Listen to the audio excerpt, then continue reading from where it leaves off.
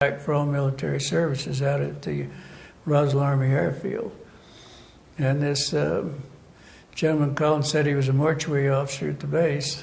He needed some information. And I said, "What do you need?" And he said, "How many hermetically sealed infant caskets do you have, 3.5 to 4 foot in stock?" And I said, "We don't have any."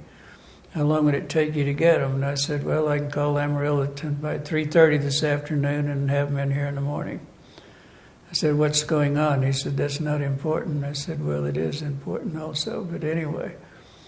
And then I hung up. And then he called back later and he said, "I need more information. And you want to know what embalming chemicals that would alter the tissue, the stomach contents, and what is our preparation for taking care of bodies that are laying out in the elements for several days." And I said, "You're the mortuary officer and you're asking me because I do it your way, you know." I was trying to find out who I was talking to. But there again, I was very stupid and I hung up again. And so, but anyway, later on in the day, I got an emergency. We had the only ambulance business in Roswell at that time. And this airman was riding an old Indian motorcycle and he hit the back end of a farmer's trailer out here going into the gin. And so when I arrived at the base where I usually back up to this ramp and unload the patients, there was 3 Field Army Air Force ambulance backed up against the ramp. And so I had to swing around. But anyway, we were walking up the ramp and I saw a lot of debris.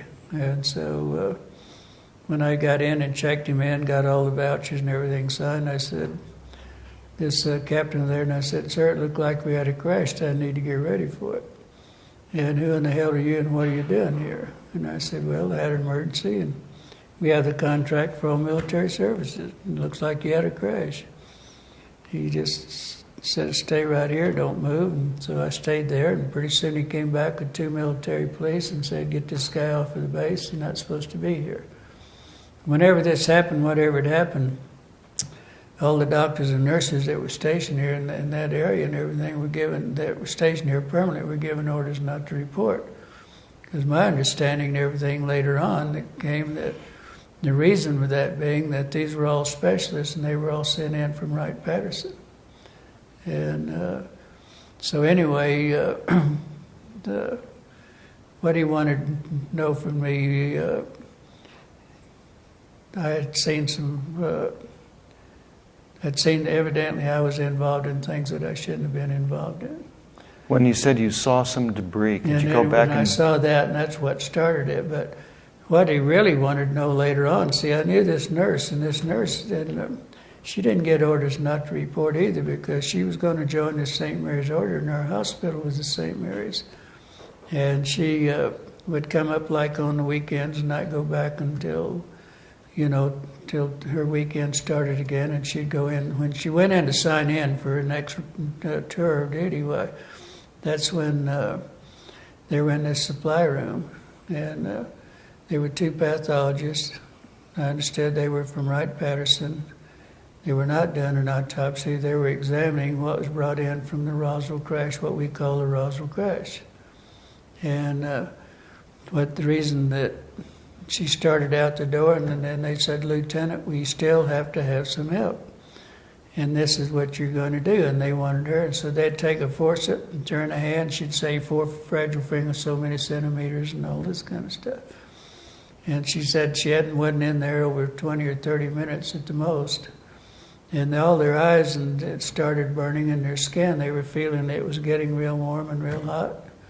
So that's when they just immediately, they had no idea what they had. The 2 pathologists said there wasn't anything in the anatomy books, there wasn't anything in what our medical schools, they had never seen anything like this.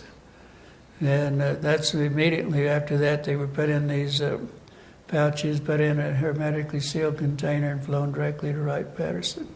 And she actually described for you what they looked like. Yeah, when the MPs were taking me out down the hall, that's when she came out of the supply room with this towel over her face, and that's when she screamed, "Glen, get out of here as fast as you can."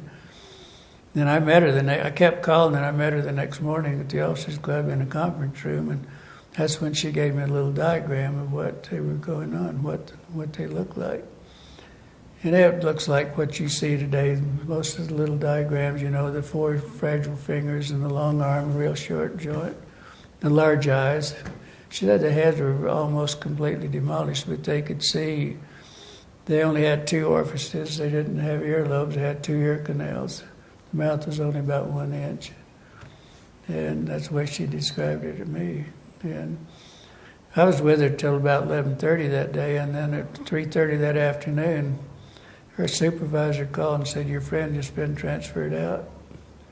And I had her serial number and everything else, but I never have found her to this day. I've never made contact with her. So I think the best thing they did, she was going to join a convent, and I'd imagine they discharged her and let her go. It's a good place to keep somebody quiet. And he came up to me, and he was punching me on the shoulder, just lightly. I mean, he wasn't rough or anything. And he just said, "Look, mister, you don't go in and start any rumors in Roswell. Nothing happened out here." And he said, "If you do, it'd be real serious problems." And so I just, being as my character was at that time, I said, "I'm a civilian, you can go to hell." And that's where he said, "You may be the one going to hell." And that's when he really told me, he said, "Somebody will be picking your bones out of the sand if you do that." So it didn't look like a plane crash. It didn't look like aluminum or you burn aluminum, because I've seen a lot of that in stainless steel. But what it looked like, of course, it didn't have any in those days. What it looked like more, it was a real light gray, almost a white. And some of it was a real dark gray, but it looked more like what fiberglass might look like today. And it wasn't dent or anything, and there wasn't any dents, but what it was is in pieces looked like it had been twisted and shredded and all this kind of stuff. But I didn't see any real sharp dents. Of course, I didn't stand there and look at it either, It's just what I noticed on the way going out. But I know it was very thin. I could see that it was very, very thin. I didn't want to embarrass my family for the first place. Next thing, being in the mortuary business is not an easy business. And I didn't want to embarrass the funeral home. I didn't want to embarrass, my father was an old contractor, and I didn't want to embarrass him, because if I'd have come out who was an alien, and all this back in those days, hell, they would have laughed me out of town. My folks knew. I thought it would be very embarrassing. And I didn't want it. Mainly, I idolized my father, and I didn't want to embarrass him, because he and I was very, very close. And I was told, one of those sergeants out there said, "Well, let him go. Hell, nobody's going to believe him anyway. Nobody's going to believe this anyway." So, but that didn't have anything to do with it. It was my family that I wanted to protect, and the funeral business.